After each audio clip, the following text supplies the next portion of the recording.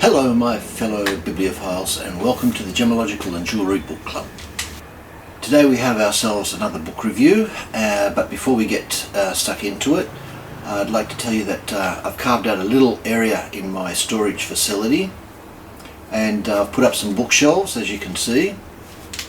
I've emptied a few of my boxes and put them on the shelves, but there's no order whatsoever. But as we go along, I'll start rearranging them and putting them in some sort of order, and I'll show you the progress as we go. So let's get into this book review. The book in question, as you probably have noticed, is this one, Diamonds Across Time. And one of the things that you'll notice on this is the cover, which has sort of like a holographic picture on the front there, and it shows three different pictures, which I think is quite eye-catching, very nice, but in my opinion I think it's got one stone too many, because they sort of blur into everything, and you know, although it's very interesting, for some reason they sort of blur. You don't get a definite picture of each one as you move it or change angles. I think two would have been quite good, but anyway, it's still impressive, and I like it, something different. The next thing we'll get into is, it's quite a hefty book. Okay, let's have a close look at the copyright page, which is there.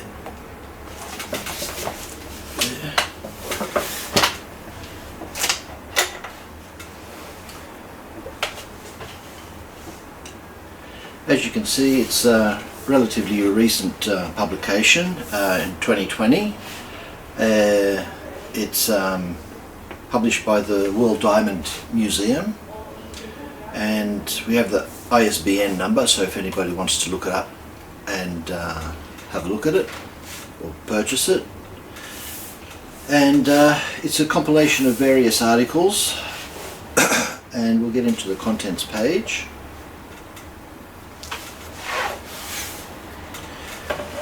Which is here.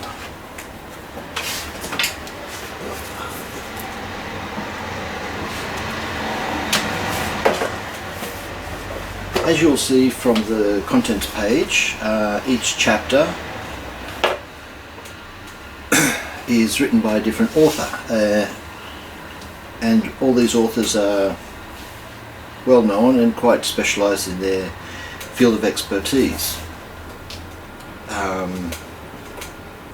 We've got the foreword, then we have the introduction. Introduction is by Usha Balakrishnan, who is also the editor of who edited the book.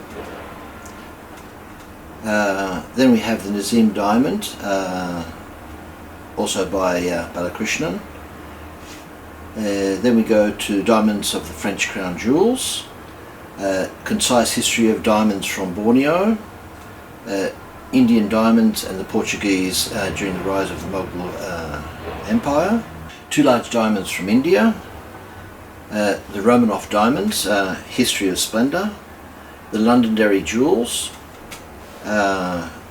Dress to Impress in Southeast Asia, Powerful Women, Important Diamonds, and 1 in 10,000 unique diamonds of unique world of coloured diamonds. And there's about 432 pages of information here, and gorgeous photos. Okay, first off, it's not a technical book, it's more a perspective, historical perspective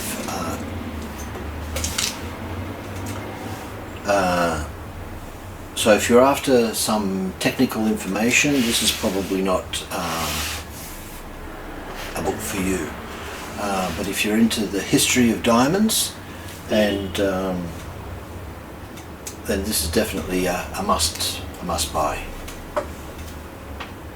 Look, I'm not saying that you shouldn't get it, even if you're not into the technical aspects.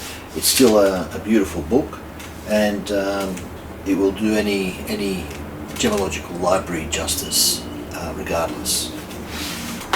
Okay, let's take a closer look within the book and flip through it and have a closer look at the pictures and some of the information.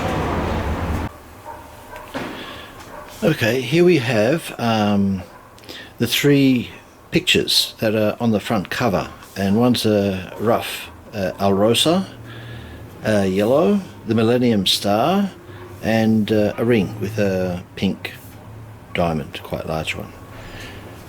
So that's the three photos on the cover, if you couldn't make it out from the beginning.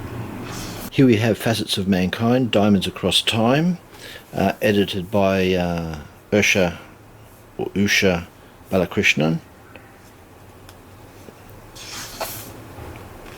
Once again, we have the copyright page and the tables of content. Going through the forward,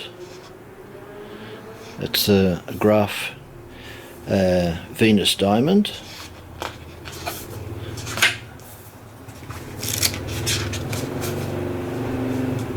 I'm just flipping through here, and if there's anything that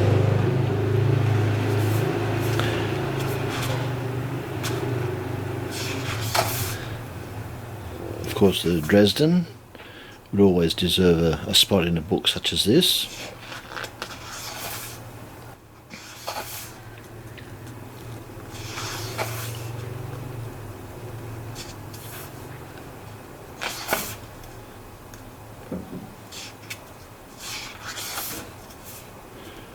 Okay, the first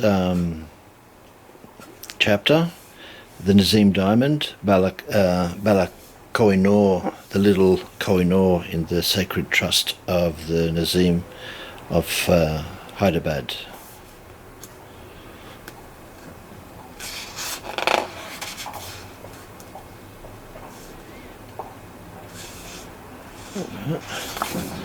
So as you can see, the photos are quite nice and vivid colours, nice. Just flipping through a bit more.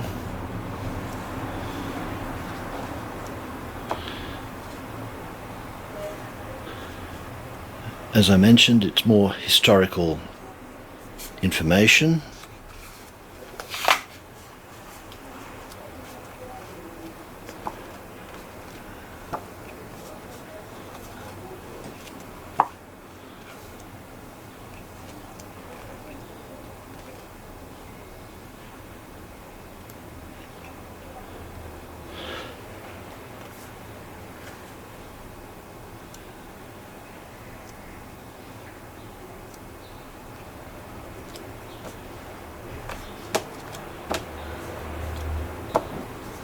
Nice. And probably my favourite chapter in the book, is because I have a particular interest in it, is the one on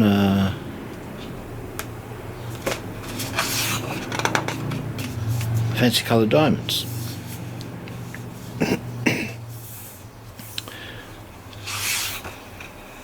Some beautiful photos there, some well-known stones.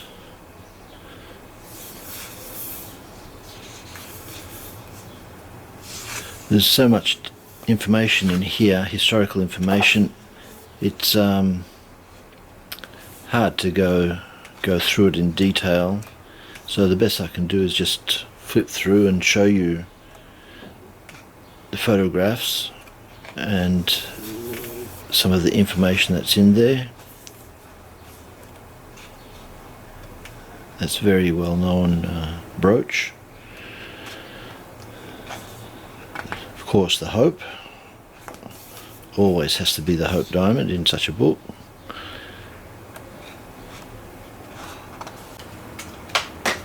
I think overall there are quite a large variety of topics in the history of diamonds. So if you're interested in a particular area or place, then there's something there for you.